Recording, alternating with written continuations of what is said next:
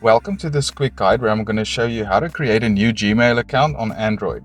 And if you get any value out of this video, please click the like button and subscribe to the channel. But to get started with the guide, if you want to create a new Gmail account on Android, you need to find your Google folder or your Gmail app on your phone and then tap on that to open it. Then if you don't have any account set up, you'll have an option to create a new account. But if you already have an account like I do here, you can just tap on the profile icon up there. Then you can click on add another account. Then you can click on Google. Now to create a new account, you can click on create account. Then select for my personal use. Then enter a first name. And you can also enter your surname, but that is optional. I'm just going to leave that blank, then click on next. Then you'll need to enter your date of birth. I'm just going to enter a random date of birth here.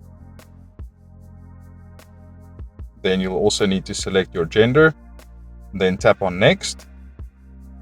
Now you'll need to create a Gmail address for signing into the account. So the @gmail.com will already be there, but you just need to select your username that's in front of that gmail.com address. I'll just use mem.mobile, then select next. And this username is already taken, so I'll need to select another one. So I'll just change this to memstech.mobile and then click on next. Now I'll need to select a password, so just enter the password, then tap on next. Next you'll be prompted if you want to add a phone number. You can either click on yes or you can skip this to create the account without adding a phone number. And then there you'll see your email address that you just created. Just tap on next. Next, scroll down on these privacy and terms, then just click on I agree.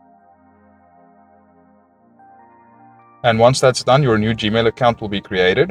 So still in this Gmail app, if I select the profile icon up there, I now have a new Gmail account that I just created. And if I select that, it'll take me to the inbox of that new Gmail address that I just created.